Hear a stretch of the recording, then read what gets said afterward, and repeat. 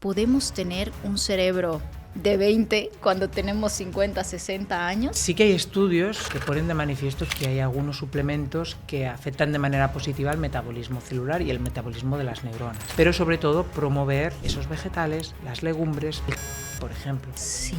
Favorece mucho el rendimiento cognitivo. Diego Emilia Redolar, gran referente en neurociencias y en el estudio del cerebro humano aplicado a la vida real. Ha dedicado su carrera a investigar cómo el cerebro aprende, se adapta y puede rejuvenecerse a cualquier edad. Autor del libro La mujer ciega que podía ver con la lengua. Con la llegada de la inteligencia artificial, ¿nos está volviendo más tontos? En nuestro caso, hemos leído, hemos aprendido, hemos generado una capacidad crítica. ¿Qué pasa en una persona en desarrollo? Que todavía no ha generado esas competencias y empieza a delegarlo todo en la inteligencia artificial. No las va a desarrollar. ¿Cuál es el impacto real que tiene el alcohol en el cerebro? Una de las cosas que hace el alcohol, cada día se forman nuevas neuronas y si no se forman de manera correcta podemos tener problemas de memoria, incluso riesgo de tener depresión, por ejemplo. Si tenemos una tasa de neurogénesis correcta, recordaremos mejor las cosas y además también regularemos mejor nuestras emociones. ¿Has notado que mientras más pasan los años sientes que te olvidas más de las cosas? Como un declive cognitivo profundo e inevitable. Bueno, muchas veces hemos creído que esto ocurre cada vez que cumplimos años y que nuestro cerebro se va desgastando con el tiempo. Pero, ¿qué tal si no fuera así? ¿Qué tal si pudiéramos hacer algo para poder rejuvenecer nuestro cerebro y estar más activos, más vivos, más lúcidos, más bien cada vez que pasan los años? ¿Será posible esto? Hoy tengo conmigo a Diego Emilia Redolar, docente en neurociencias, que va a explicarnos cómo funciona realmente nuestro cerebro y cómo podemos aprovechar de todos los hábitos, rutinas y tips que nos va a compartir para que nuestro cerebro rinda al 100. Bienvenido a Lo Grande Podcast, Diego, ¿cómo estás? Muchísimas gracias por invitarme, un placer. Un placer tenerte en este espacio, o sea, eres una persona interesantísima, o sea, hemos estado aquí conversando un poco antes de salir a cámaras y me ha fascinado, o sea, creo que hay una conexión especial aquí y estoy segura que lo vamos a pasar fenomenal. Seguro, sí, sí. Bueno, quiero empezar con esto, aunque no tengo presente aquí tu libro, pero tú has escrito un libro que se llama La mujer ciega que podía ver con la lengua, o sea, yo he leído ese título y he dicho, wow, o sea, ¿cómo es posible que tengamos o que nuestro cerebro tenga esa capacidad de reciclar recursos para hacer cosas que pensamos que no podemos hacer? O sea, mi pregunta es, ¿realmente podemos tener un cerebro de 20 cuando tenemos 50, 60 años? ¿Es posible hacer esa regeneración cognitiva de nuestro cerebro? Pues fíjate, yo creo que tenemos que tener una visión muy positiva porque tenemos lo que llamamos la plasticidad cerebral, que todos los mecanismos de plasticidad cerebral operan durante toda nuestra vida y al final es como pues, vamos al gimnasio, hacemos ejercicio físico para tonificar nuestro cuerpo y nuestro cuerpo pues cada vez va rindiendo más muscularmente, pues el cerebro pasa igual. Gracias a los mecanismos de plasticidad, si implementamos diferentes acciones dentro de nuestro día a día, pues ese cerebro cada vez va funcionando mejor. Obviamente, con los años pues podemos perder capacidades, nuestras células envejecen, pero podemos implementar cosas, acciones en nuestra vida que hagan que al final, gracias a los mecanismos de plasticidad, nuestro cerebro esté funcionando pues como cuando teníamos 20, 30 años y que tengamos pues al final un rendimiento en múltiples dimensiones de nuestra vida. ¿Y qué se pone en juego para que eso suceda? O sea, ¿qué hábitos, qué estilo de vida tendrían que estar presentes en nuestra vida para tener un nivel de funcionamiento óptimo de nuestro cerebro?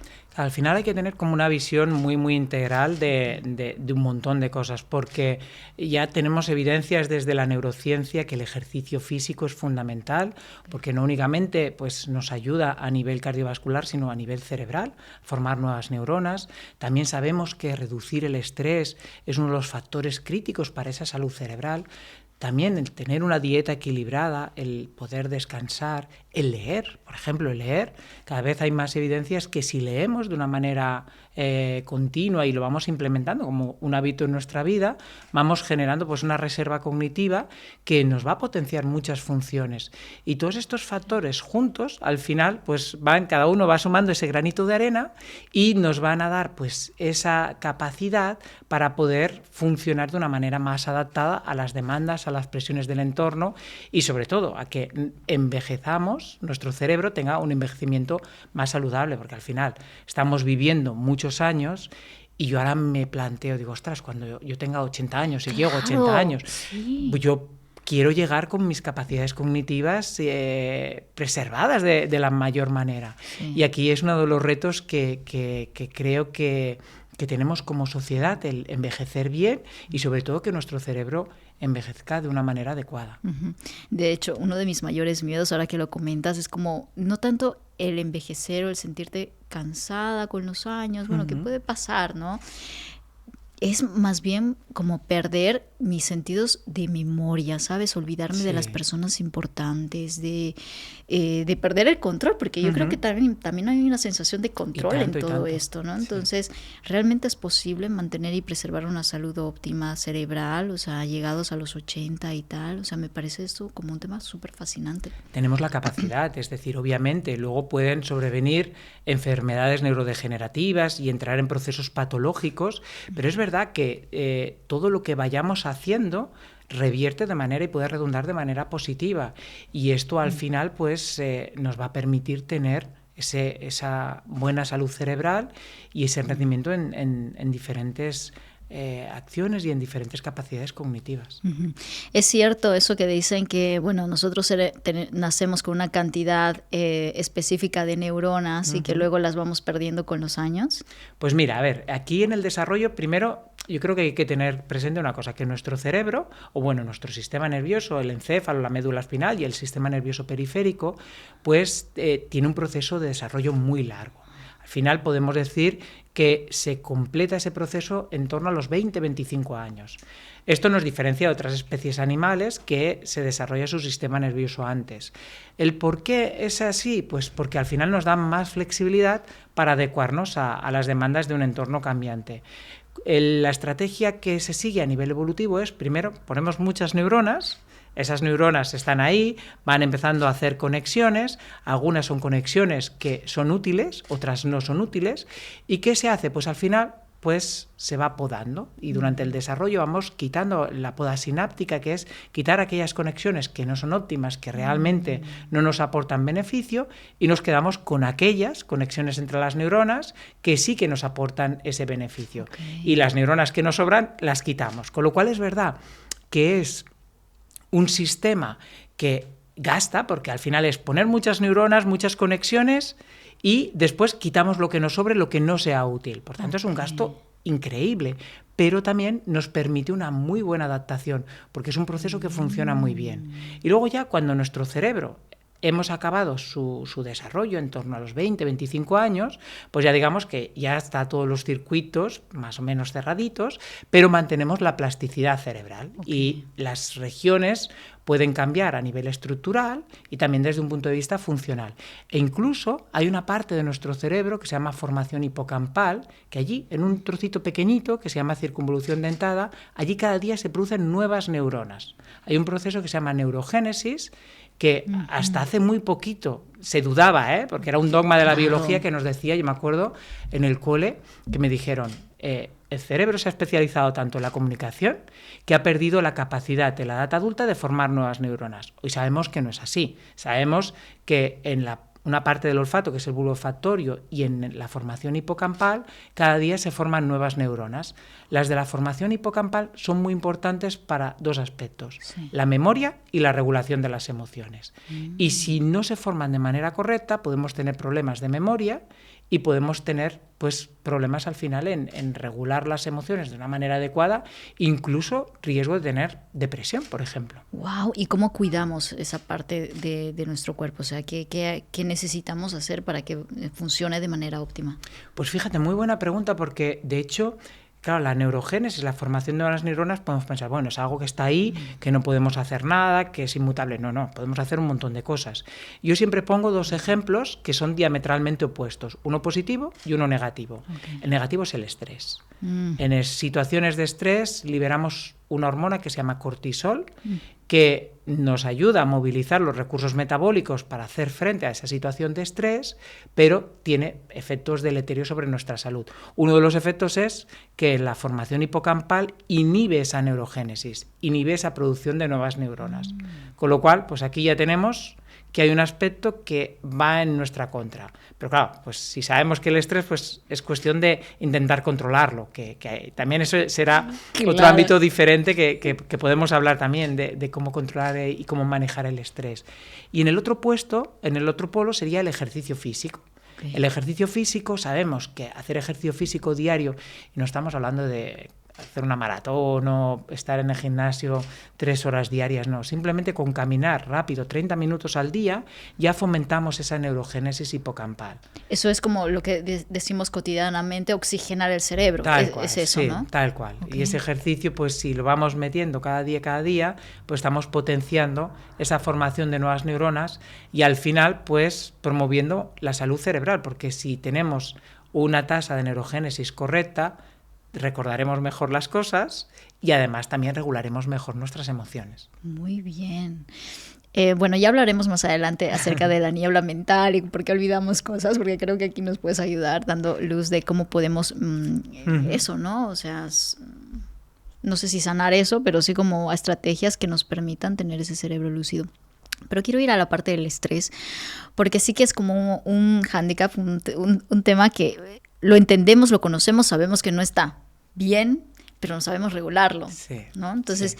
Desde las neurociencias, ¿qué se ha descubierto que realmente funciona a la hora del manejo del estrés? Pues mira, también yo creo que es una de las cuestiones que como sociedad nos preocupan, porque yo siempre intento, cuando algunas veces me han hecho entrevistas sobre el estrés, que es uno de los ámbitos que hemos investigado en el laboratorio, y una de las cosas que vemos es que, primero, el estrés es una respuesta adaptativa, nos permite adaptarnos a una demanda del entorno.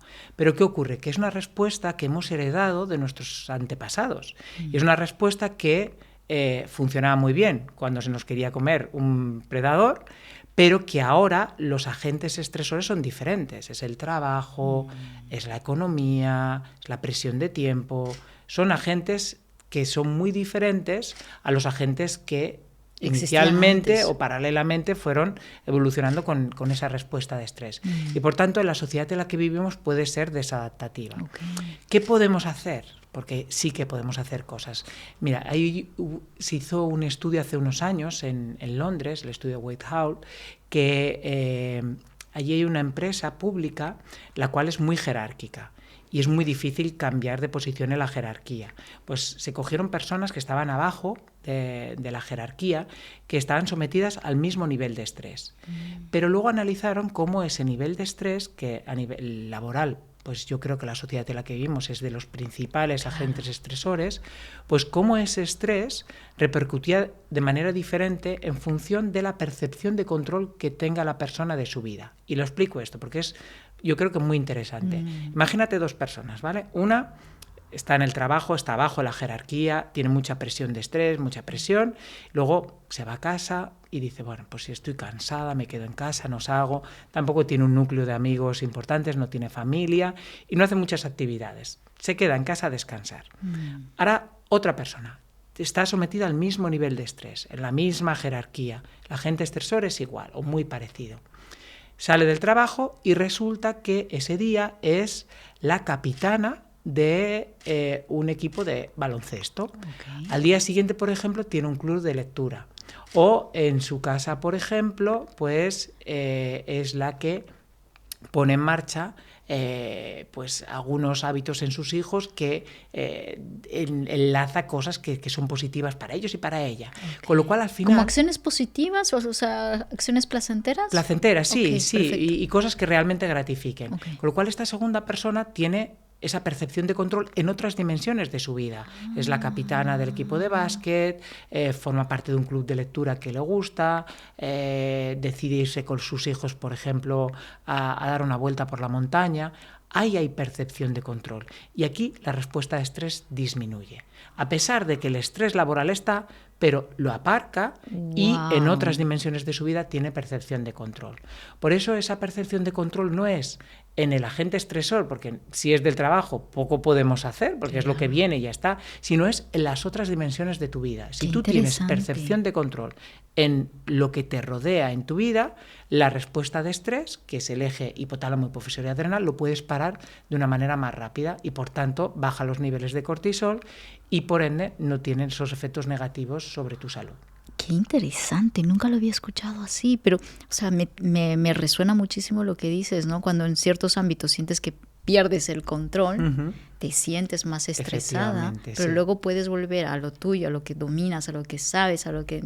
Pues sí, ¿no? Lo que sientes tal que cual. Tienes más control, pues como que te relaja de alguna manera. Tal cual. Interesantísimo.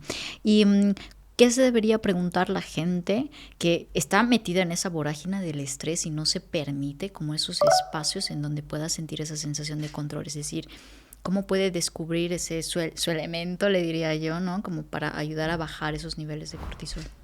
Claro, al final es un poquito la búsqueda del equilibrio. Es decir, claro, si tú estás en el trabajo con mucha presión y esa presión pues te abruma y tal, estás cansada, tienes fatiga, tienes falta de energía.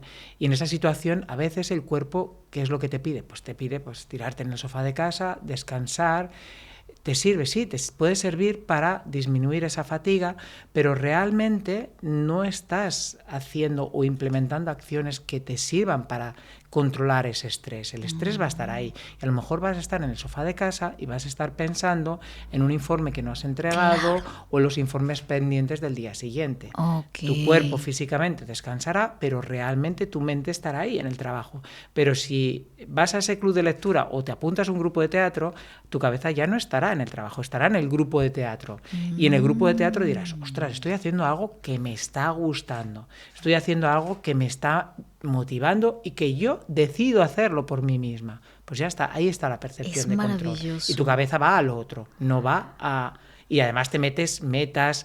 Es el hecho de encontrar propósitos en otras cosas diferentes, que no el propósito sea el trabajo, sino que el propósito haya miles de propósitos y esos los tenemos que crear. O sea que al final las personas tenemos que crear esos propósitos. Y es mucho más fácil en pequeñitas cosas, no grandes propósitos de vida, decir, pues mira, pues ahora mi propósito sería, pues me gusta mucho el teatro, pues ¿por qué no me apunto a un club amateur o aprendo o a tocar la guitarra? Dices, ostras, ahora mi pareja, por ejemplo, ella tiene 47 años y decidió aprender a tocar la guitarra. Y digo, ostras, pues mira qué bien. Todo el estrés que ha tenido a nivel laboral o que puede tener a nivel laboral, cuando va a las clases de guitarra, lo aparca, se centra en la guitarra y luego tendrá momentos para practicar con la guitarra. ¿A lo mejor ahora va a ser una guitarrista profesional? Pues seguramente no. No tiene un objetivo concreto de que me quiero convertir. Ahí está. Pero es un pequeño propósito que le hace que su mente esté metida en otra hoja de ruta muy diferente y que deje de lado el estrés. Fantástico. Si hablamos del tema del propósito, no sé si hay investigaciones realmente desde las neurociencias en el impacto que tiene en el cerebro cuando uno encuentra o que piensa, que siente que vive en propósito, ¿no? O sea, ¿se ha estudiado esto? Mucho, mira, y de hecho en el ámbito del estrés, porque en el ámbito del estrés nosotros llevamos tiempo en un proyecto que estamos intentando identificar, llevamos más de 15 años, cuáles son los factores que promueven una buena salud cerebral. Desde lo que comentábamos al principio de la entrevista, el ejercicio físico, el poder leer, el tener una dieta variada. Pero hay uno que es muy interesante, que es tener un propósito vital. Eso es fundamental. Ese propósito vital, si tú tienes un propósito vital, todo lo demás queda muy diluido, todo lo negativo me refiero, queda muy diluido y el impacto que puede tener, por ejemplo, el estrés es mucho menor. Claro. Y ese plan vital, ese propósito vital te protege a nivel emocional, tu regulación de las emociones es mejor, te protege en el manejo del estrés, e incluso desde un punto de vista cognitivo, que parecerían dos cosas que no están tan íntimamente relacionadas, pues sí que lo están. Si tú tienes un propósito vital, un plan vital, cognitivamente también rendes mejor, tienes mejor memoria, tomas las decisiones mejor, a nivel ejecutivo tu cerebro funciona mejor, que es lo que estudiamos en el laboratorio, cómo esas funciones cognitivas, por ejemplo, se pueden ver beneficiadas si la persona tiene un plan vital. Y eso al final, pues cada vez son más las evidencias que de alguna manera ponen de manifiesto la importancia que puede tener. Interesantísimo. Se ha visto, a lo mejor, no sé si en estudios de laboratorio, clínicos o radiografías cerebrales, o sea, cómo cambia cuando cambiamos hábitos de todo lo que estamos comentando ahora, cómo cambia el cerebro físicamente de una persona, sin importar la edad, que puede tener 50 años, pero que tiene esos hábitos sólidos en su vida, de una persona que tiene 20, 25 y está todo disparatado. O sea, ¿se puede ver esos cambios? Se puede ver, sí. Nosotros utilizamos mucho técnicas de neuroimagen, que las técnicas de neuroimagen normalmente te informan de dos cosas, de cambios en la estructura del cerebro y cambios en el funcionamiento. Okay. Normalmente encontrar cambios en la estructura es en muy poquitas ocasiones. Puedes encontrar cambios, por ejemplo, si una persona pues empieza a practicar a tocar el piano, en la corteza motora ves que hay más neuronas que se dedican al movimiento de los dedos y ves que se reclutan de manera diferente. Es un cambio estructural, pero no es lo habitual. Lo habitual sí que es encontrarse cambios desde un punto de vista funcional. Nuestro cerebro al final desde la neurociencia está cambiando un poquito la manera que tenemos de entender el funcionamiento, porque antiguamente era como que había parcelitas, ¿no? Okay. Esta región es la región del habla, esta región es la región del procesamiento emocional, esta está. Y ahora nos está cambiando este paradigma y vemos que hay redes neuronales. Esas redes, hay más de 100 redes identificadas actualmente, hay 3 o 4 muy importantes, pero si empiezas a mirar así y analizar de una manera más profunda, pues incluso hemos distinguido hasta 100 redes. Y esas redes, pues al final lo que vemos es que cuando una persona empieza a implementar hábitos, rutinas, pues hay ciertas redes que cambian su manera de funcionar. No es tanto desde un punto de vista estructural, pero sí de su funcionamiento. Y esto lo vemos con técnicas de neuroimagen funcional. Y aquí también pues nos da mucha información de cuáles son las rutinas más óptimas y qué es lo que realmente puede generar cambios que puedan ser más beneficiosos para la persona. Interesantísimo. Ya hablaremos más adelante de estas rutinas. Este caso de tu libro que comentaste, La mujer ciega que podía ver con la lengua, o sea, realmente... Porque lo vemos, ¿no? Seguramente se ha visto también en personas privadas de la vista o ciegas, ¿no?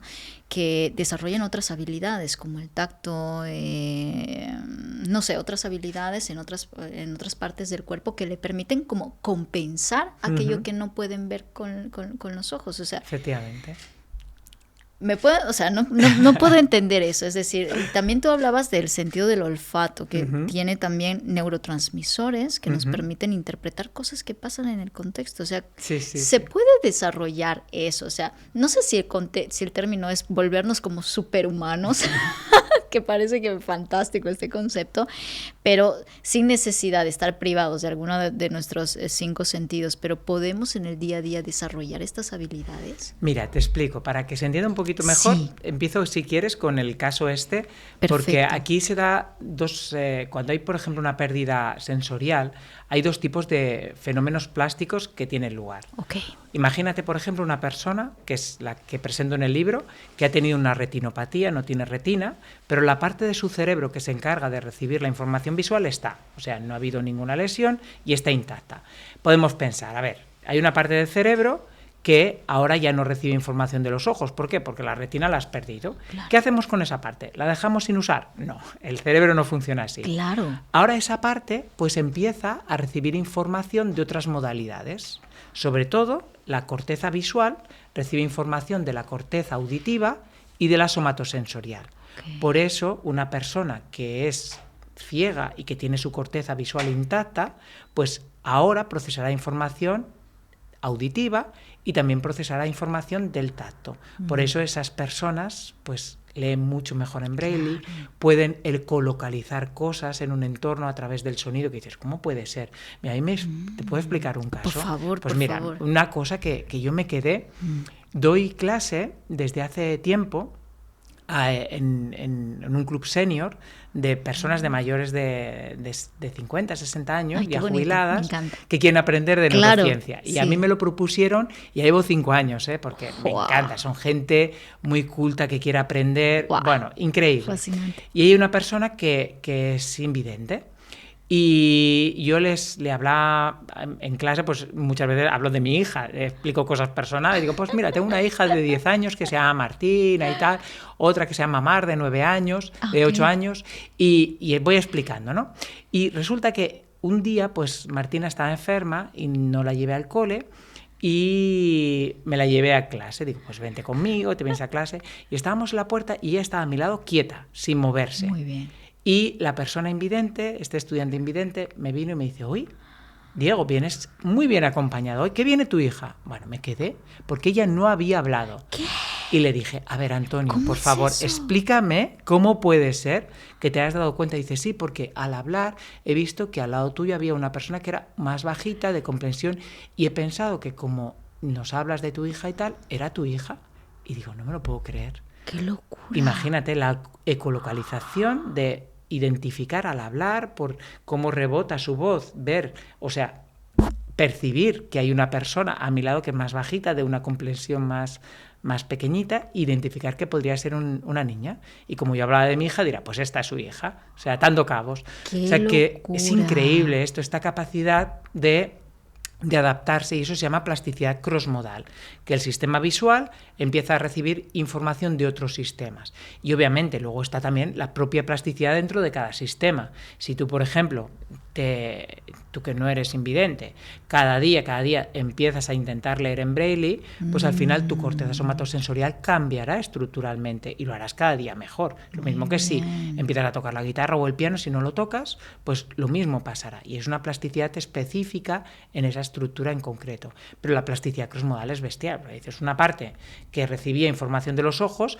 ahora recibe información de la audición y del tacto. Es bestial. Sí, es fascinante. Y en este caso, pues recibe información de la lengua, porque hoy sí que ya tenemos dispositivos que hay unas gafas que recogen información del entorno, esa información la transmiten en una fina lámina, en unos patrones de burbujeo que se pone en la lengua, y desde la lengua se envía información a la corteza visual.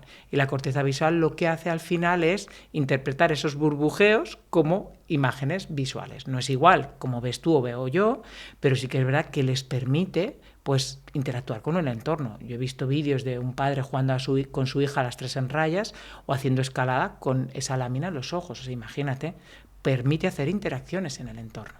¡Qué espectacular! Y si hablamos ya como de...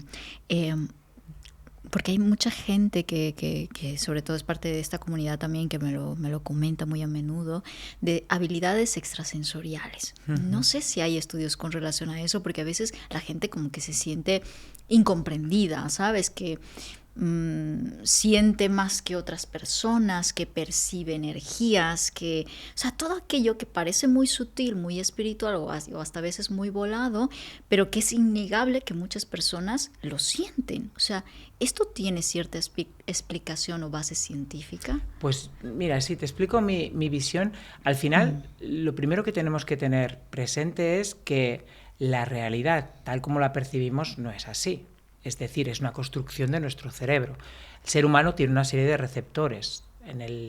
Los ojos tenemos receptores que son sensibles a un pequeño espectro de toda la información visual, que es lo que llamamos el espectro visual. Hay animales que ven hacia adelante, hacia detrás, y hay cosas que nosotros, por ejemplo, no vemos las ondas de radio, afortunadamente, o las ondas de wifi, pero las podríamos ver si tuviéramos receptores sensibles. Claro. Tenemos receptores que son sensibles a la vibración mecánica del aire, a la deformación de la piel, pero no tenemos receptores sensibles al calor corporal, como algunos reptiles, o no tenemos receptores sensibles a los campos eléctricos, como los tiburones, o no tenemos receptores sensibles a los campos magnéticos, como algunas aves. Con lo cual, nosotros tenemos un conjunto de receptores que con eso nos apañamos para recibir información de nuestro entorno y a partir de ahí construimos la realidad. Lo que pasa es que como especie la compartimos y creemos pues que es la realidad que nos rodea. Esta mesa que es así, yo la toco y digo, no, es que veo que esta mesa tiene esta textura, este color, pero la realidad no sabemos realmente cómo realmente es. no podemos captar toda la información que está a nuestro alrededor. Y no sabemos cómo es esa realidad. Wow. Es la realidad que nuestro cerebro percibe. Y además también ahí metemos cucharadas de nuestra propia historia, en esa percepción de la realidad. Claro, en este contexto, cuando hablamos de la realidad, también a veces decimos, es que yo tengo un sexto sentido... Y aquí es verdad que hay estructuras de nuestro cerebro, sobre todo hay un tándem, que es la amígdala, que es una estructura pequeñita subcortical con forma de almendra, y una otra estructura que es corteza, que es la ínsula, que trabajan de una manera colaborativa. Y sí que nos dan como una percepción extra para interpretar la información de nuestro entorno, que parece como ese sexto sentido. Por ejemplo, que nos ayuda a percibir la confianza o desconfianza de una persona sin tener información de ella. Es decir, esta persona no la conozco, no tengo información, pero realmente no me da malas vibraciones. Sí. No. Pues ese tándem nos permite eso, o permite, por ejemplo, si una persona pues está por detrás, fuera de nuestro campo visual, que captemos que hay... por esa visión periférica que está ahí, o sea, una serie de cosas que podemos meter dentro de este sexto sentido. Ahora bien, también es cierto que seguramente hay otras modalidades sensoriales de las cuales no tenemos todavía identificadas que podrían afectarnos. Por ejemplo, ahora hay algunos estudios que parecen demostrar que algunas neuronas son sensibles a campos magnéticos. Hay un grupo en Toledo, de Antonio Oliveiro, que es un neurólogo que ha trabajado muchísimo con campos magnéticos estáticos, y parece ser que podría haber esa sensibilidad que hoy en día todavía no está demostrada, pero podría ser. Con lo cual puede ser que haya personas más sensibles porque tengan más desarrollados pues otros sistemas que todavía no tenemos identificados. ¿Vale? Esto ya te lo digo ya como opinión personal, pues fuera de lo que tenemos publicado en la evidencia científica, pero podría ser. Al final yo lo que creo es que tenemos que dudar de lo que está establecido, porque si no la ciencia no puede evolucionar. Hay que dudar para poder contrastar las hipótesis y poder avanzar. Qué interesante escucharlo también de una persona que estudia a profundidad desde las neurociencias, que siempre intenta ver lo objetivo en las cosas, ¿no? Y que realmente hay cosas que todavía se nos escapan de nuestro entendimiento. Y cada vez son más las personas que yo escucho que, o sea, habilidades extrasensoriales, escuchar, de sentir, de ver, o sea, digo, wow, qué fascinante es nuestro cerebro. Y que de hecho, bueno, hace unos episodios atrás vino la doctora Luján Comas de Experiencias Cercanas a la Muerte, y ella hablaba porque ellos hacen como un estudio muy exhaustivo de qué sucede con estas personas tras vivir una experiencia cercana a la muerte, una SM. Y claro, comentaba que muchas de esas personas también despiertan con nuevas habilidades. ¿Cómo puedes explicar eso? Que tras experimentar esta situación, que no sé si eso está estudiado científicamente, no lo sé, ¿no? Porque todos comparten como elementos en común que suceden, pero luego de esa experiencia pues desarrollan habilidades intuitivas, de visión, de todo, que se escapa del entendimiento. Es muy complicado. Se han hecho estudios, por ejemplo, que ponen de manifiesto que hay cambios en la actividad cerebral, hay una actividad gamma que es inusual, es verdad. Hay unos cambios que realmente los conocemos, pero llegar a entender el correlato después de todo lo que implica esa experiencia compartida, el que después hayan algunas habilidades que se puedan ver potenciadas, todavía no somos capaces de entender. Es lo mismo, yo creo que tenemos retos. Uno es y otro es el tema de la consciencia, que es uno de los retos que en neurociencia todavía no está. Hay mucha gente que está escribiendo sobre consciencia, Antonio Damasio, también mi director de tesis, Ignacio Morgado, acaba de sacar ahora un libro sobre consciencia, que hay cosas muy interesantes en lo que dicen, pero yo creo que no estamos preparadas para poder dar una respuesta hoy en día a fenómenos como este. Y las experiencias cercanas a la muerte, pues tenemos también aquí un reto importantísimo. ¿Lo llegaremos a entender algún día? Pues no sé, pero como mínimo, pues ya hay algunas cositas. Claro, ya van saliendo más estudios. Si hablamos de hábitos del día a día, ¿no? Hablemos de lo que es como un mal hábito social compartido, aceptado, que es el consumo del alcohol muchas veces, ¿no? Uh-huh.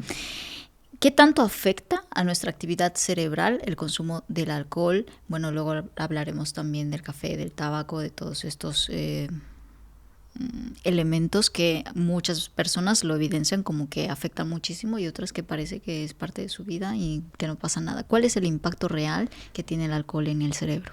Claro, aquí al final, cuando hablamos, por ejemplo, de impacto de una droga, porque al final droga es cualquier sustancia que pueda pues, llegar a nuestro sistema nervioso y actuar dentro de receptores concretos, y el alcohol es una de ellas. Okay. Llega dentro del sistema nervioso, lo que para que aquí, claro, hay que tener en cuenta varias cosas. No podemos hablar de manera global del alcohol, sino decir, hay muchas diferencias individuales. Depende de la cantidad de alcohol que bebamos, obviamente, depende también de cómo metabolicemos el alcohol. Hay una enzima que es el alcohol deshidrogenasa, que hay personas pues, que tienen más, personas que tienen menos, que también hay diferencias. Por ejemplo, las personas asiáticas pueden tener menos cantidad, con lo cual aquí no únicamente es la cantidad de alcohol que bebas, sino también factores genéticos, factores metabólicos, pero al final sí que vemos que el impacto que puede tener el alcohol sobre el sistema nervioso puede ser negativo, en el sentido de que desestructura la composición de la membrana de las células, de las neuronas, y esto hace que se pueda afectar su funcionamiento. Y a largo plazo, pues tener efectos negativos sobre el metabolismo celular, incluso efectos negativos sobre el funcionamiento. Por ejemplo, una de las cosas que hace el alcohol, porque siempre decimos, no, es que el alcohol como que me activa, ¿no? Sí, es una droga depresora. Me vuelve feliz. O hago cosas que no haría. Y eso es verdad, porque y esto nosotros hicimos un estudio en el laboratorio, curioso, que había dos grupos, había más grupos, pero los dos grupos principales, uno tenía que beber tequila. Imagínate hacer un estudio en la universidad con tequila, bebiendo tequila por la mañana, era horrible, sí.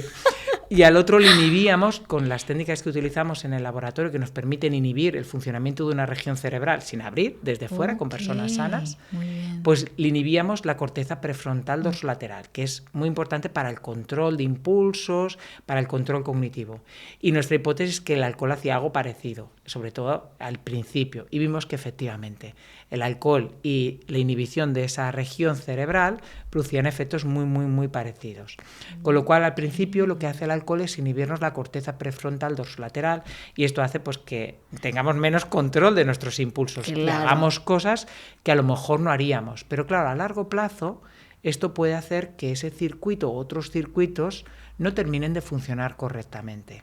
Y aparte de lo que te decía, de los efectos metabólicos, de la desestructuración de las membranas de las células, sí que es cierto que a nivel de redes el alcohol puede tener efectos negativos, por ejemplo, en la corteza prefrontal dorsolateral, y hacer pues que a largo plazo pues, la persona tenga dificultades a la hora de tomar decisiones, a la hora de poder recordar cosas a corto plazo, la working memory, la memoria de trabajo, a la hora de buscar soluciones alternativas a un problema, todo lo que es el funcionamiento ejecutivo, el alcohol lo puede afectar. Okay. ¿Y es el mismo efecto que produce una droga, por ejemplo, que el alcohol? ¿Sí? Cada droga lo hace de manera diferente, y aquí es muy importante entender cómo lo hacen las drogas. Todas al final es verdad que tienen como una hoja de ruta común, y es que actúan sobre el sustrato nervioso del refuerzo.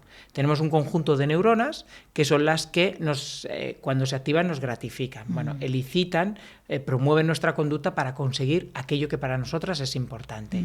Y todas las drogas de abuso actúan sobre esa red donde hay una estructura muy importante que se llama núcleo accumbens, y todas van allí al núcleo accumbens, y al final cambian pues la jerarquía que tenemos en las cosas que son importantes para nosotras. Por ejemplo, si para ti es importante pues hacer ejercicio físico, ir a conciertos o comer chocolate, si tú, por ejemplo, empezaras a consumir cocaína, pues esa cocaína cambiaría esa jerarquía de otras cosas, la cocaína pasaría arriba de la jerarquía y las otras cosas ya no te importarían. Ya a lo mejor no te importaría ir a conciertos, ya no te importaría a lo mejor el comer chocolate o hacer otras cosas que antes te gratificaban. Y sin embargo ese núcleo accumbens ahora solo ve esa cocaína. ¿Vale? Claro. Son cosas que cambian esa manera que tenemos de procesar lo que nos gratifica, y al final cómo empujamos nuestra conducta a conseguir aquello que es importante para nosotras. Wow. Y aquí lo importante en este caso sería la cocaína y no sería pues todo lo demás.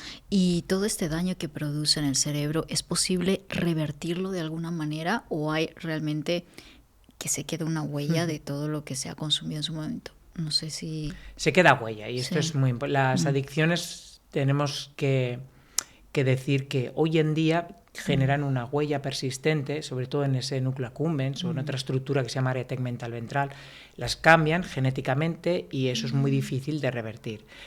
Ojo, porque sí que hay una parte positiva, y es que las adicciones también generan que la corteza prefrontal, esta zona que te comentaba antes, la parte dorsolateral, funcione por debajo de lo normal. Y esto sí que lo podemos revertir. Hay diferentes técnicas, pues se puede hacer con estimulación cerebral no invasiva, que nosotros lo hacemos en nuestro laboratorio, y puede revertir ese funcionamiento cerebral anómalo y hacer que la persona tenga menos deseo por la droga, porque se reduce el craving, se modifica la conectividad frontoestriatal y se reduce el craving, el deseo por la sustancia, y también cognitivamente funciona mejor la persona, hay más control de impulsos. Más control de impulsos, cognitivamente está más despierta, es capaz de razonar mejor las cosas, tiene más insight de la situación. Y eso sí que lo puedes hacer. Pero lo que se ha producido en el núcleo accumbens, eso es hoy por hoy no podemos borrar esa huella. Por eso al final decimos, ¿una persona adicta será adicta toda la vida? Sí, de momento son así las cosas y no hemos encontrado la herramienta terapéutica hoy en día desde la neurociencia que nos permitan pues corregir esto. Okay. Ahora quiero hablar un poco de la diferencia de cerebro entre mujer y varón. O sea, no sé si existe realmente eso. Hace un tiempo atrás vino la creadora de Neuromaternal, que también es una científica. Susana, la conozco. Oh, sí. No, es un amor, además. Hemos colaborado, sí. O sea, que ha hecho una investigación fabulosa, increíble, acerca del cerebro de una mujer embarazada, ¿no? O sea, y lo compartió en ese episodio, o sea, todos los cambios a nivel cerebral, la poda neuronal que también existe y que a veces pensamos que no, ya perdiste tus capacidades. No, realmente el cerebro se reorganiza hacia otras cosas.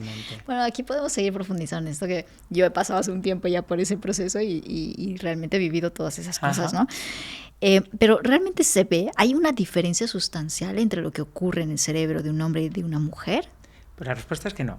No. No. Y aquí ahora te hablo de los nuevos estudios que se hacen desde la neurociencia. Okay. Hay una investigadora, una neurobióloga en Reino Unido, Gina Rippon, que ha hecho mucha investigación en este ámbito, pero muchos otros grupos de investigación. Hasta ahora veíamos, cuando se hacían estudios de neuroimagen, se veía que habían diferencias notables en algunas dimensiones a nivel estructural y funcional, cuando comparas el cerebro de la mujer y del hombre, que se correlacionan con diferencias desde un punto de vista cognitivo. En rotación mental, por ejemplo, era uno de los ámbitos que más he estudiado, en identificar las emociones a partir de un rostro, en la fluidez verbal. Eran ámbitos donde se veían que habían puntuaciones diferentes entre mujeres y hombres y se intentaban correlacionar. La mayoría de estudios de neuroimagen estaban mal hechos. ¿Por qué? Porque en general el cerebro del hombre es un poquito más grande que el de la mujer. Cuando tú corriges las diferencias desde un punto de vista, cuando intentas comparar tanto estructuralmente como funcionalmente y lo corriges, por ejemplo, por el tamaño del cerebro, ya desaparecen. Y es lo que estamos viendo ahora en los nuevos estudios. Haciendo estudios de neuroimagen bien hechos, controlando todas las variables y controlando realmente, por ejemplo, el tamaño cerebral y otras variables que son importantes, las diferencias no están ahí. ¿Qué? No hay diferencia. Otra cosa es el embarazo, que aquí sí que las hay. Porque hay un pero eso es diferente, hormonal, porque, por ejemplo, los estrógenos sabemos cómo cambian a nivel de las espinas dendríticas y hay unos picos de ciertas hormonas que sí que actúan y hay receptores desde un punto de vista cerebral. Pero lo que son las diferencias de base, no hay diferencias de base. Sí que encontramos diferencias en las estructuras que controlan la orientación o que están vinculadas con la orientación sexual y la identidad de género. Ahí sí que hay pequeñas diferencias, pero no de manera global y en las capacidades cognitivas. Entonces, ¿cómo se explica, por ejemplo, que un niño, un adolescente, rinda más en tareas de rotación mental que una adolescente, que una niña? ¿Cómo puede ser? Porque es verdad que también lo es. Que cuando comparas esto, ves que hay un mayor rendimiento, por ejemplo, en tareas de rotación mental en los niños. ¿Qué es rotación mental? Pues, por ejemplo, que te den una ficha y tú mentalmente pues la puedas rotar, ver las caras, todo lo que es la orientación visoespacial. Ok, muy bien. Y esa capacidad, pues realmente, pues cuando haces esas pruebas en el laboratorio ves que los niños puntúan mejor que las niñas. Sí. Y en tareas de identificar emociones o fluidez verbal es al revés, las niñas. Pero ¿qué pasa? Que luego empiezas a mirar y si empiezas a ver la historia evolutiva, ya solamente los juguetes, solamente es que todos todas los las estímulos experiencias desde el principio. Y me acuerdo a mi hija que le regalé unos coches y unos Legos, a mí me encanta el Lego, y a ella le regalé un montón de Legos, y ahora este verano nos fuimos a Legoland, las dos, porque nos encantan los Legos. Pues el uso de Legos favorece esa orientación visoespacial y también el rendimiento en otras capacidades como las matemáticas, por ejemplo. Si tú a una niña le das Legos desde pequeñita, pues ya verás, luego mide rotación mental o mide matemáticas en la adolescencia o la edad adulta. Cambiarán totalmente las puntuaciones.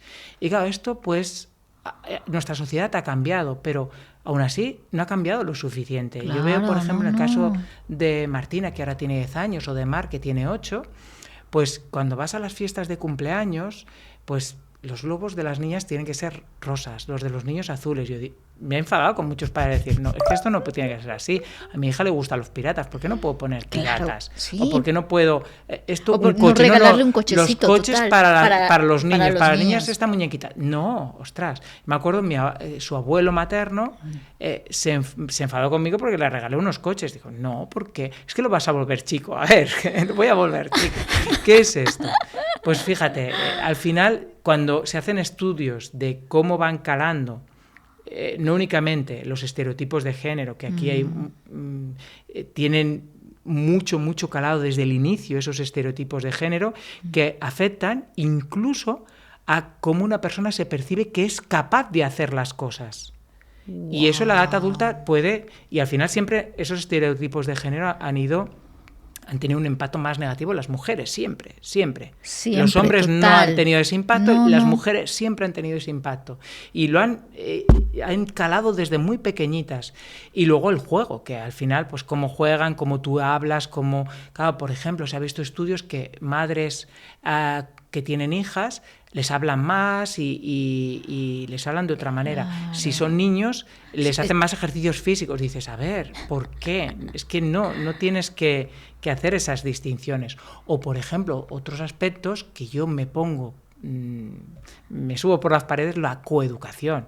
La coeducación es hacer una educación diferencial entre niñas y niños, porque se piensan que hay funciones biológicamente diferentes en su cerebro que hacen que adquiera la información de formas diferentes. Es verdad que hay procesos madurativos que son ligeramente diferentes, pero que no justifican, al revés. La evidencia científica lo que nos está diciendo es que no están esas diferencias desde un punto de vista cerebral y que vienen más del entorno. Si encima segregas en el aula y haces una educación diferencial, todavía vas a generar una brecha de género mayor. Total. Y yo creo que tenemos un deber como sociedad de reducir esa brecha de género, porque al final esa brecha de género va en contra sobre todo de las mujeres. 100%.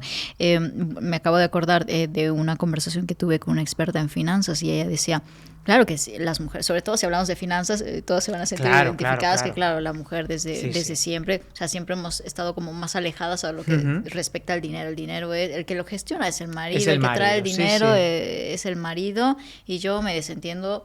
No soy buena con los números, por lo tanto... Es fuerte lo que estás diciendo, pero es esa visión, no soy buena con... Dices, no, ¿por qué? Pero claro, y luego ella comentaba, Maca Rivas se llama, para los que quieran ver esa entrevista, ella decía, claro, en los años, no sé si estoy bien o mal, en 60, 70, habían más premios Nobel de mujeres en matemáticas y tal, y de repente ha sido como una vorágine de esto de la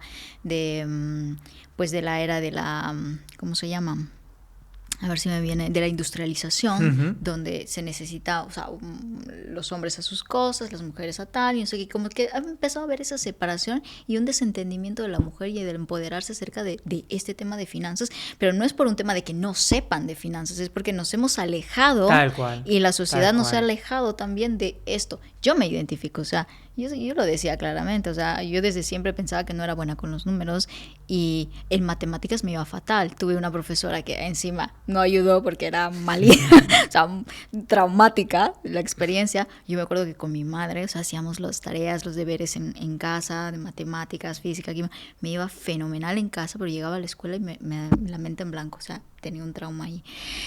Claro, y desde siempre me había dicho el discurso, no soy buena con los números, nunca me voy a dedicar a mirar los números, ¿no? Fíjate, y es como volver a reconciliarme con eso. Y hoy en día, que ya afortunadamente con mi pareja, pues somos muy al compás con las cosas Qué de la bien. organización financiera y demás, y debo decir también gracias a él que me ha permitido, oye, mira, no es difícil, mira, esto es aquí, esto es así, no sé qué, y ahora yo soy la primera en ver los números, o sea, Claro, pero claro. y de tomar estratégicamente decisiones interesantes con relación a nuestras finanzas, que él no lo podría ver a simple vista. No digo que él no sea inteligente, lo es, por supuesto, pero que realmente muchas de las cosas también las aporto yo, y nunca me había puesto a pensar que yo podría ser buena en finanzas, ¿sabes? O sea, pero qué interesante esto que nos contamos en la historia. Y hoy en día lo veo también con mi hijo, que, wow, lo traemos incluso, o sea, Sí. yo sin querer queriendo, claro, digo, no, carritos, no, cositas así.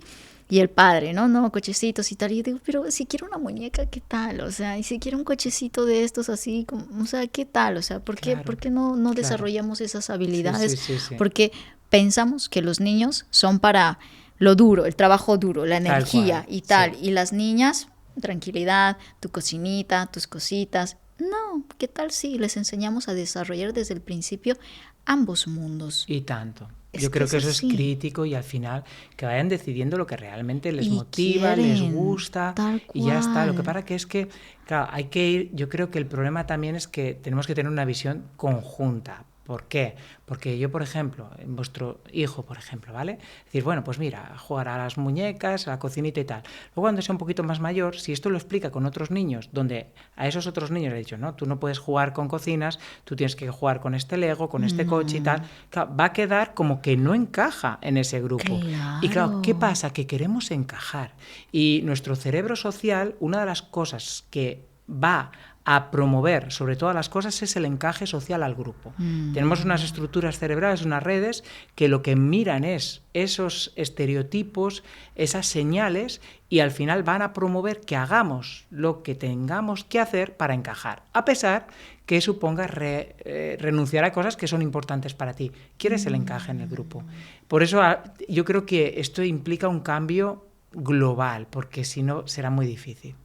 Será muy difícil buscar ese encaje. Totalmente. ¿Qué crees que debería cambiar a partir de ahora en nuestra sociedad como para que no hayan esas diferencias, ¿no? entre lo masculino, lo femenino, es que el hombre está hecho para eso y la mujer para esto? O sea, ¿qué pequeños cambios podemos hacer en nuestro día a día para cambiar esa visión? Yo creo que íbamos por muy buen camino. Lo que pasa es que en los últimos años, meses, la cosa se está complicando bastante. Estás viendo formas de pensar muy ligadas, por ejemplo, a la extrema derecha y otros ámbitos, que no me quiero meter en terreno político porque hablamos de neurociencia.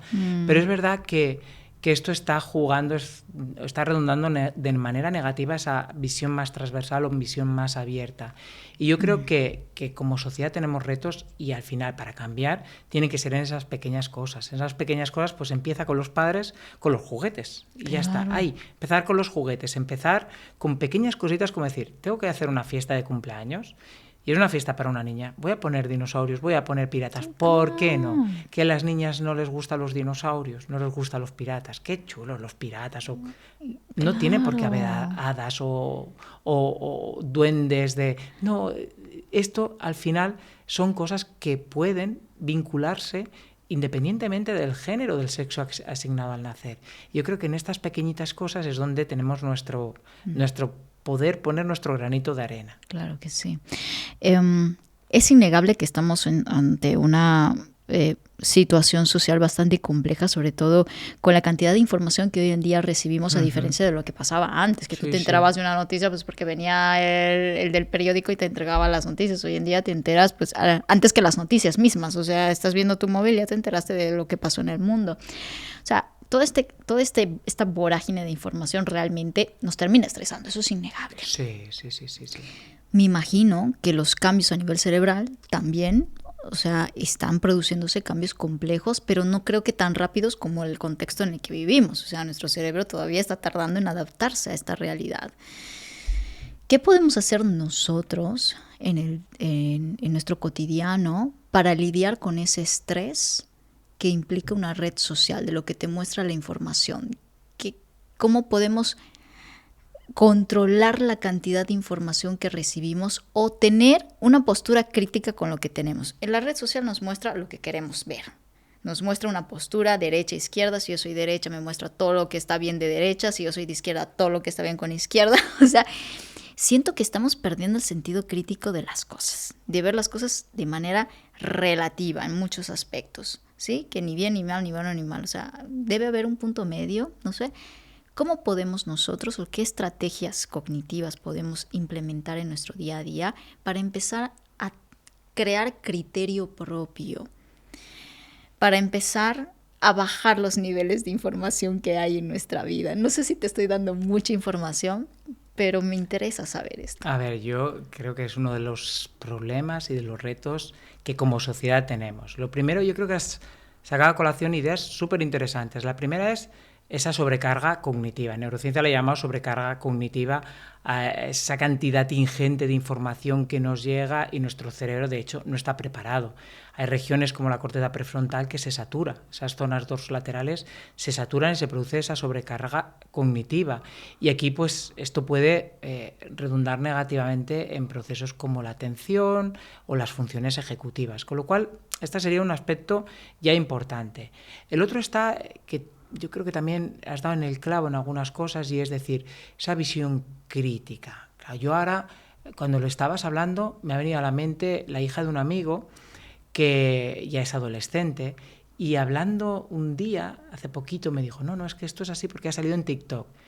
Y era una cosa que es que no tenía ni pies ni cabeza, pero había salido en TikTok. Y dice, sí, es que lo ha dicho tal persona que ese TikTok tiene tantos seguidores. Y era una barbaridad.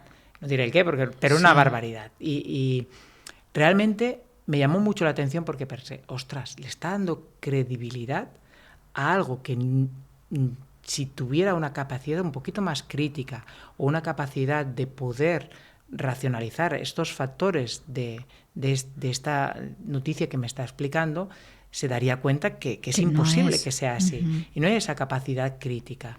Y esa capacidad crítica la estamos perdiendo. Y una manera de ganar esa capacidad crítica es la lectura. La lectura yo creo que es fundamental. Leer, informarse. ¿Por qué? Y leer de todo tipo. Leer novela, leer también ensayos. Está faltando eso. Es verdad que afortunadamente todavía hay gente y personas que leemos, pero las nuevas generaciones es un hábito que se está perdiendo. Muchísimo. Y sabemos los beneficios que tiene la lectura a nivel cerebral en muchas dimensiones cognitivas, pero aquí sería uno de los factores que nos puede generar ese aumento de la capacidad crítica para decir, vienen cantidad ingente de información, pero tienes que seleccionar la buena. Claro. Antiguamente yo creo que teníamos otros retos. Yo me acuerdo incluso cuando empecé mi tesis la empecé en el año 2009, en 1996, empecé mi tesis doctoral y yo tenía que buscar los artículos científicos, iba a la biblioteca, claro, había unos libros que se llamaban Current Context, que mirabas lo que se había publicado por el título y decías, por el título creo que me interesa. Cogías una fichita, la rellenabas, se la enviabas al autor y a lo mejor a los 2 meses el autor te enviaba, que podía estar en Polonia o en Finlandia, te enviaba el artículo a la universidad y ya decías, uy, ahora ya no lo utilizo, o ya no me interesa. Claro. Era una manera, te costaba acceder a la información, era difícil acceder. Ahora haces un clic y tienes de todo. De todo. Ahora el reto es saber de toda esta información cuál es la buena, qué es lo que te crees, qué es lo que no te crees.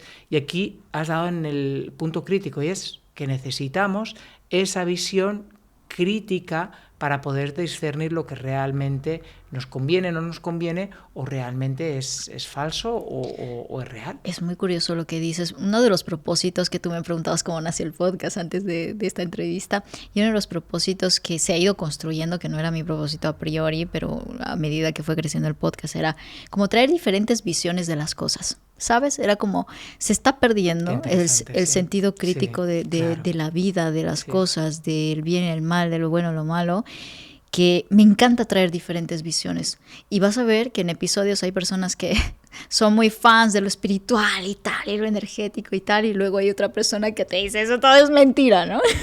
Pero fíjate qué rico esto, porque al final eso es lo que te genera capacidad crítica, ¿no? Pero es que me encanta, porque yo creo que es que nutrirte de eso es que lo que realmente te ayuda a construir esa visión única de lo que funciona para ti y tu realidad y ver eso, que no te pierdas de nada. Para mí es eso, no te pierdas de nada de lo que te puede aportar el uno, el otro. O sea, todos traen una visión, una riqueza espectacular y a partir de ahí crear lo tuyo, que creo que eso está faltando tantísimo en el mundo y es uno de los propósitos del podcast. Pero me hace ruido porque... Sí.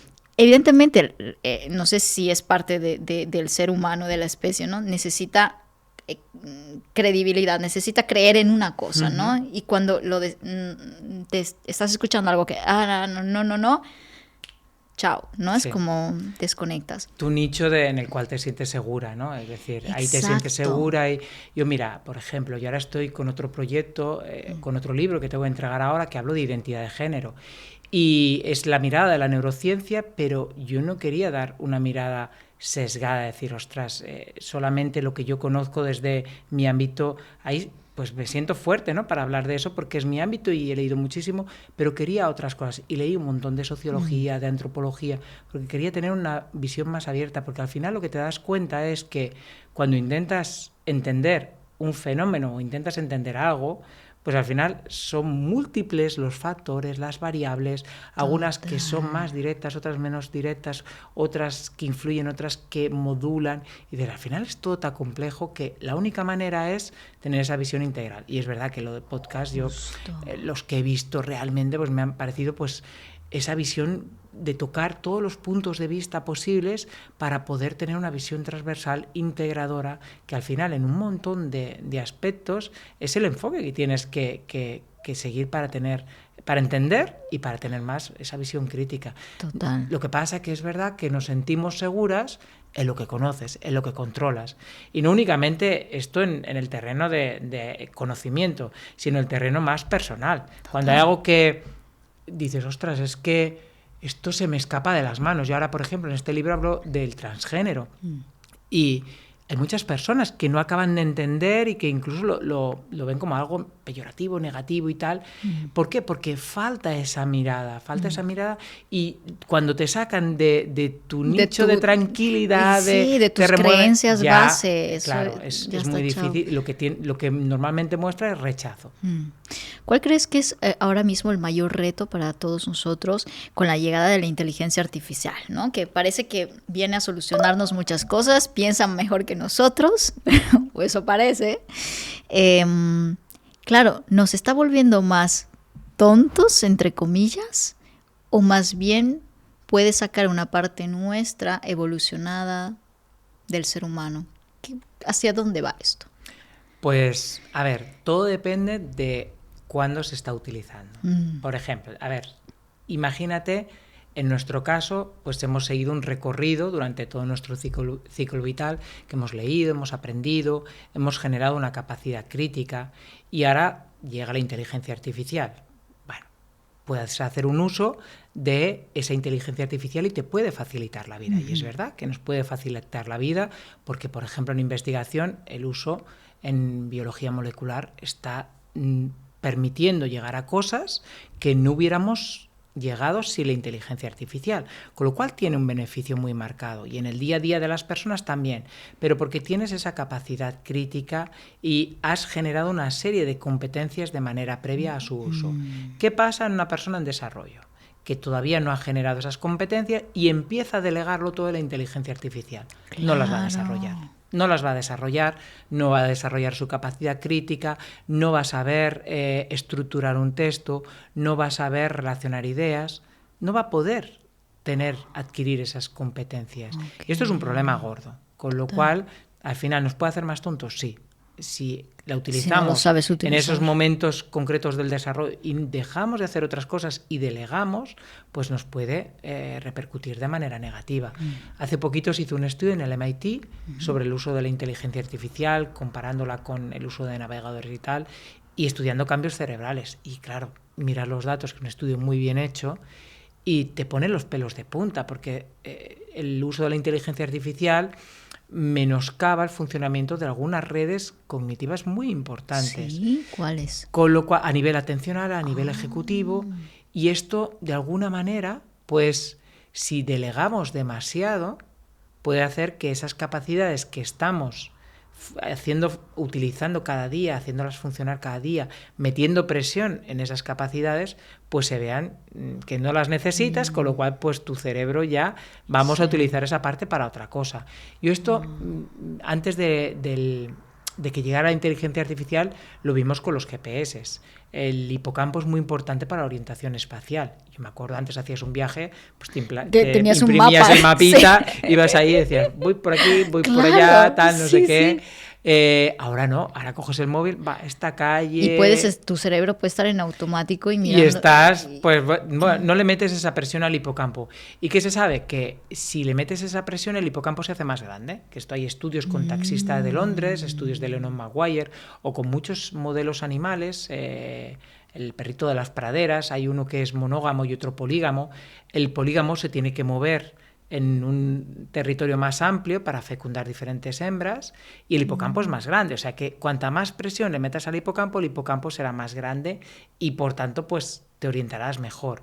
Si tú delegas todo al GPS, pues al final ese hipocampo dirá, ¿para qué necesito yo pues potenciar esta capacidad si no es tan necesaria para esta persona? Wow. Con lo cual al final la tecnología nos facilita la vida, sí, pero no podemos delegarlo todo en la tecnología. 100%. Y a ver cómo va esto, porque yo, mira, y siento que para muchas cosas obviamente tengo criterio, pero como voy haciendo uso cada vez más de la inteligencia artificial, siento que pierdo mi confianza en mí, verás, sí, ¿no? Como sí. que necesito validarlo a ver si esto se lo voy a preguntar a ChatGPT, por si acaso, a ver qué me dice, ¿no? ¿Verdad? Sí, o sea, yo siento que ahí está viendo algo que, wow, habrá que ver luego cómo va esto, pero me parece bastante interesante. Y como, claro, te puede dar respuestas en todos los ámbitos, pero Exacto. claro, al final no es realmente una inteligencia. No hay un proceso como el que tiene el ser humano, es diferente. Claro. Trabaja con probabilidades, trabaja con información previa, pero no hay ese proceso creativo, ese proceso... Es diferente, es muy diferente. 100%. Bueno, para ir cerrando ya, y quiero cerrar con broche de oro, que yo puedo seguir hablando aquí. Mira, o sea, la lista de preguntas que tengo aquí son infinitas, pero bueno, creo que va a haber otro momento seguramente para que sigamos profundizando en esto. Quiero cerrar con el tema de, porque aquí en el podcast muchas veces hemos hablado de suplementos nutricionales y quiero hablar concretamente de esto, de los que ayudan a estimular nuestra función cerebral. O sea, ¿realmente existen eso? O sea, ahora que se habla tanto de biohacking también, para tener más rendimiento y que todos queremos tener más rendimiento, ¿funcionan o hay algo mucho más profundo que todos esos suplementos que nos tomamos en el día a día? A ver, sí que hay estudios que ponen de manifiesto que hay algunos suplementos que afectan de manera positiva el metabolismo celular y el metabolismo de las neuronas. Y ya cada vez pues hay diferentes antioxidantes, metilxantinas, flavonoles, diferentes sustancias que sabemos que favorecen que las neuronas trabajen de una manera determinada. Okay. El problema es el saber si eso se aterriza a una mejor memoria, a un mejor rendimiento cognitivo. No hay evidencia. Hay algún estudio, pero ya no hay evidencias tan marcadas. Lo que sí que sabemos y es que hemos de tener una dieta variada, una dieta equilibrada. Muy bien. Y es una dieta en la cual hay que potenciar sobre todo las legumbres, los cereales integrales, los vegetales. Hay un estudio que se acaba de publicar hace unos meses en Nature Medicine, que es un estudio longitudinal donde comparan diferentes tipos de dieta, y aquí lo chulo del estudio es que miran el rendimiento cognitivo. Por eso es de los pocos estudios en el cual pues se ve diferentes parámetros de rendimiento cognitivo y de salud cerebral.